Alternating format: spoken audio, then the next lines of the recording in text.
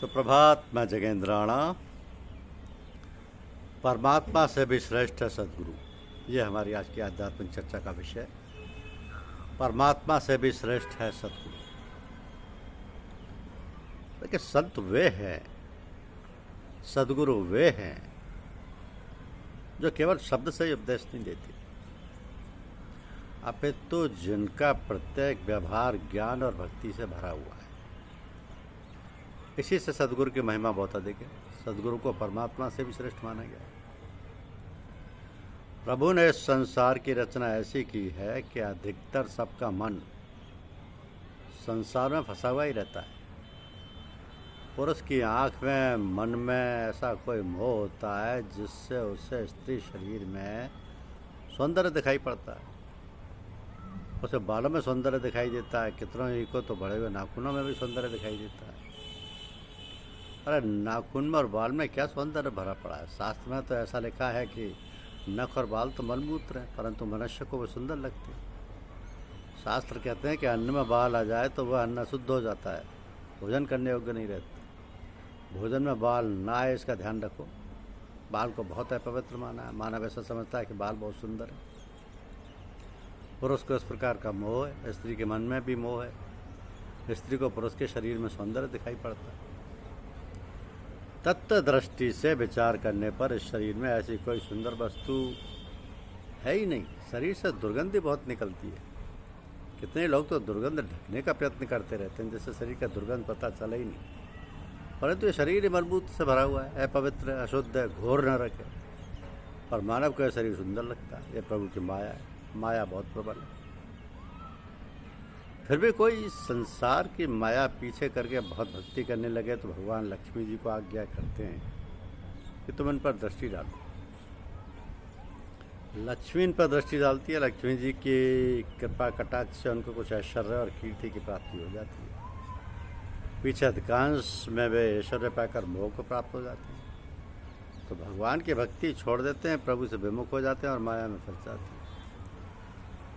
प्रभु ने संसार को सुंदर दिखाई देने वाला बनाया ही ना होता तो समस्त जगत ही भक्ति करने लगते। परंतु प्रभु के माया ने संसार के विषयों में ऐसा आकर्षण भरा है कि बड़े बड़े ज्ञानी पुरुष भी भूल जाते हैं। दूसरों को भी बहुत भक्ति करने की इच्छा होती है, परंतु संसार का मोह छूटता नहीं। कोई सुंदर वस्तु दिखे तब अपने मन को समझाओ कि इस वस्तु की अपेक्षा मेरे श्री राम श्री कृष्ण अतिशय सुंदर है। जिसमें काम का स्पर्श है, उनमें सौंदर्य नहीं। काम सौंदर्य का विनाश करने वाला है। काम असुंदर, कोला जैसा काला है। काम जिसका स्पर्श करता है वह सुंदर हो सकता ही नहीं। प्रेम करने से पहले शांति से विचार करो कि तुम सकाम के साथ प्रेम करोगे और निष्काम के साथ।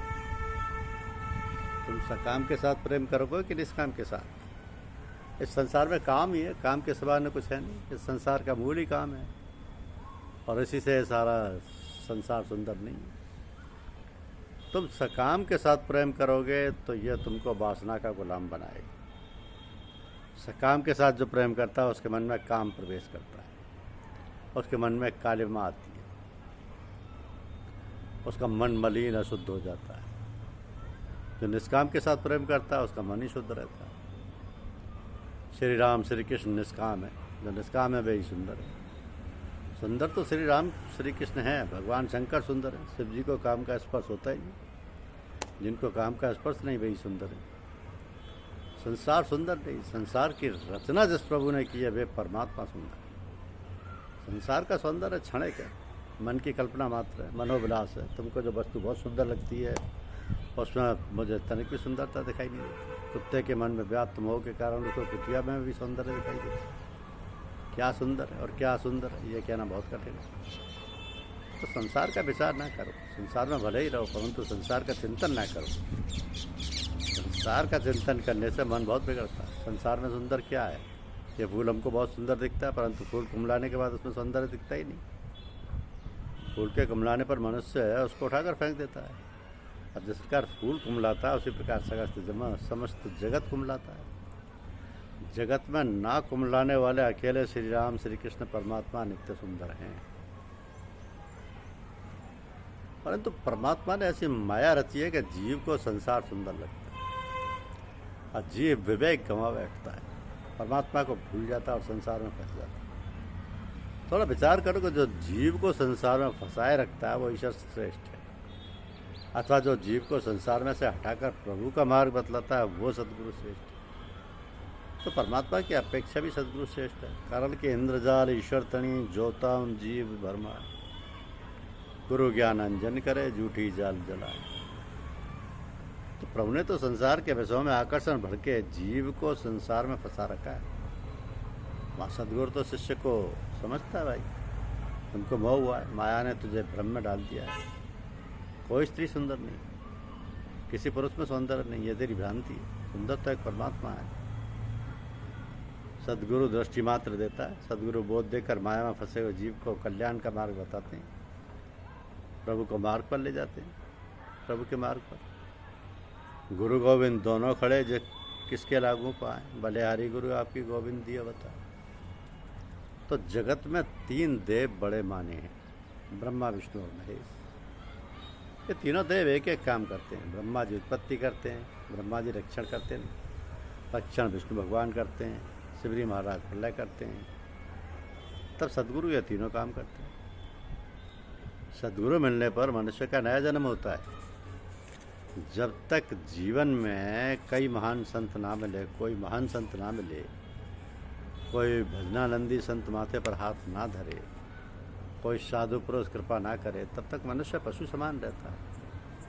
संत मिले पीछे नया जन्म होता है। महापुरुष तो ऐसा कहते हैं कि माता पिता जो जन्म देते हैं वो बहुत पवित्र नहीं। माता पित्रोर मलो दूत भूतम मलमा समय बपू, परंतु सदगुरु सब शिष्य को पवित्र जन्म देता है। गुरु शिष्य का संबंध पिता पुत्र के संबंध की अपेक्षा भी श्रेष्ठ है।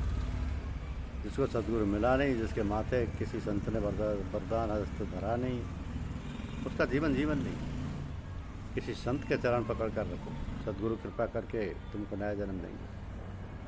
सदगुरु कृपा करते हैं तब साधन शुरू होता है। परमात्मा के लिए मुझे कुछ करना है, ऐसी निष्ठा होती है।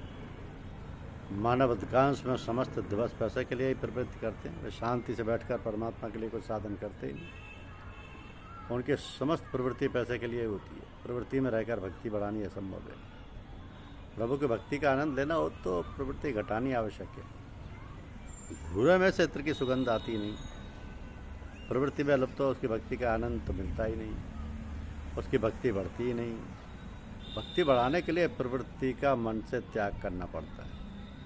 एकदम समस्त प्रवृत्ति छोड़नी नहीं चाहिए, परंतु उसमें विवेक से काम करना चाहिए। और संपत्ति तो प्रारब्ध के अनुसार मिलती ही है, इसके लिए बहुत प्रयत्न करना व्यर्थ है। प्रयत्न तो परमात्मा को प्राप्त करने के लिए करना चाहिए, प्रभु प्राप्ति के लिए साधन प्रयत्न करने चाहिए। परंतु जो प्रारब्ध से अनायास ही प्राप्त होने वाला है उसके लिए बहुत प्रयत्न करते हैं। अरे जिसके लिए करना चाहिए उसके लिए तो कोई प्रयत्न करते नहीं। परमात्मा के लिए कोई साधन करते नहीं। मानव पैसे को भूलता ही नहीं, परमात्मा को भूल जाता है। बहुत से लोगों को प्रभु की तनिक भी आवश्यकता प्रतीत नहीं होती।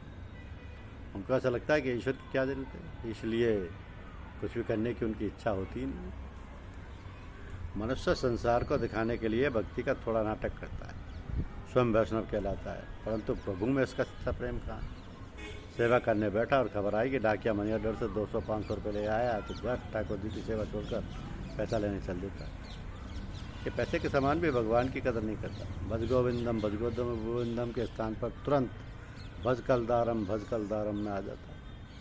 अरे भगवान जानते हैं कि ये भक्ति का नाटक मात्र ही करता है, मुझ में प्रेम नहीं, इसलिए भगवान स्वरूप को छुपाते हैं। परमात्मा आनंद में है, प्रेम में है, सबके साथ प्रेम करते हैं। जीव मात्र के ऊपर उनकी कृपा सर्वथा अवतरित होती है, परंतु यह जीव अभागा है, ये परमात्मा के नाम के साथ अधिक प्रेम नहीं करता, प्रभु का चिंतन करता ही नहीं। मनुष्य भक्ति का नाटक करता है, संसार के लोग प्रशंसा करें इसलिए थोड़ा दान भी देता है, परंतु वह हृदय से परमात्मा के लिए जागृत नहीं होता। उसे परमात्मा के दर्शनों की तीव्र इच्छा होती ही नहीं है, उसके वियोग में दुख होता ही नहीं है। परमात्मा के वियोग में जिसे दुख होता है वही प्रभु की प्राप्ति के लिए कुछ साधन करता है। तो परमात्मा के वियोग का जिसको दुख नहीं, वह भक्ति नहीं करता। अनादिकाल से जीव रोता आया है, मनुष्य माँ के पेट से में से रोता हुआ बाहर आता है और मरता, और समय अधिकांश में हाय हाय करता ही मर जाता है। मनुष्य पैसों के लिए रोता है, स्त्री के लिए रोता है, मान प्रतिष्ठा के लिए रोता है, संसार के तुच्छ विषयों के लिए रोता है, परंतु ये जीव परमात्मा के लिए नहीं रोता। जो ईश्वर के लिए नहीं रोता उसके रोने का कभी अंत आता ही नहीं। जीव जब प्रभु के लिए रोता तभी उसके रोने का अंत आता। तो एकांत में बैठकर प्रभु के लिए विलाप करो कि मेरा समस्त जीवन व्यर्थ गया, मुझे एक बार भी आपने भगवान के प्रत्यक्ष दर्शन नहीं हुए। रोने का दुख तुम जानते हो? अरे रोने में बहुत सुख है, परंतु इसका अनुभव किसने किया? पैसे के लिए रोए, स्त्री के लिए रोए, पुत्र के लिए रोए, उसका तो अधिक दुख होता है। परंतु परमात्मा के लिए रोता है उसको तो बहुत ही शांति मिलती है। परमात्मा के लिए रोने से भस्म होते हैं, शांति मिलती है। परमात्मा के लिए रोने से पाप भस्म होते हैं, शांति मिलती है, बहुत सुख होता है। जी परमात्मा के लिए रोए तो परमात्मा कृपा करके प्रकट होते हैं, दर्शन देते हैं। मानव, स्त्री, पुत्र आदि के मृत्यु प्रसंग में आंसुओं की धारा बहाता है। ईश्वर प्राप्ति के लिए आंसू की एक बूंद गिराता नहीं। मरने वाले के पीछे लोग रोते हैं। अरे रोने से मरा हुआ वापस नहीं आता। रोने वाला समझता नहीं क्या ये गया वहाँ, मुझे भी एक दिन जाना है। दूसरे के लिए तुम रो, ये ठीक है, परंतु तुम अपने लिए रोज थोड़ा रो ना। जीव तो अपने लिए रोए, ये ठीक है। मनुष्य के मन से विचार करना चाहिए कि मुझे अपना मरण सुधारना, अपने परमात्मा के दर्शन करने। परमात्मा के दर्शन बिना मेरा आज तक का दिवस भी चला गया। तो मनुष्य को परमात्मा के लिए रोना, परमात्मा के दर्शन के लिए साधन करना है। मानव को साधन का मार्ग सदगुरु प्राप्त कराते हैं। सदगुरु मेरे पीछे वह परमात्मा के लिए कुछ साधन करता है और तब उसका नया जन्म होता है। इसी से गुरुदेव को ब्रह्मा जी की उपमा दी है। गुरुर् ब्रह्मा गुरुर्विष्णु गुरुर्देवो महेश्वरा, गुरु साक्षात पर ब्रह्म तस्मै श्री गुरुवे नमः। गुरु ब्रह्मा जी का स्वरूप है। ब्रह्मा जी जगत की उत्पत्ति करते हैं, सदगुरु शिष्य को नया जन्म देते हैं। गुरुर् ब्रह्मा गुरुर्विष्णु गुरुदेव विष्णु भगवान का भी स्वरूप है। भगवान विष्णु रक्षा करते हैं, गुरुदेव भी शिष्य का सर्व काल रक्षण करते हैं। पिता पुत्र का रक्षण करता है, पिता पुत्र के साथ स्नेह करता है, परंतु पिता पुत्र के प्रेम में स्वार्थ है। पिता ऐसी अपेक्षा रखता है कि वृद्धावस्था में लड़का मेरा रक्षण करेगा। पिता को ऐसा थोड़ा सा अर्थ है कि बालक की मैं स्वयं रक्षा करके उसको पढ़ा लिखा कर बड़ा करूँगा तो वृद्धावस्था में ये मेरी देखभाल करेगा। जबकि सदगुरु और शिष्य का प्रेम विशुद्ध और निस्वार्थ होता है। गुरुदेव को कुछ लेने की इच्छा नहीं, शिष्य से उनको किसी प्रकार की अपेक्षा नहीं। गुरुदेव निष्काम होते हैं, जो सकाम है वो गुरु नहीं हो सकता। धन्यवाद।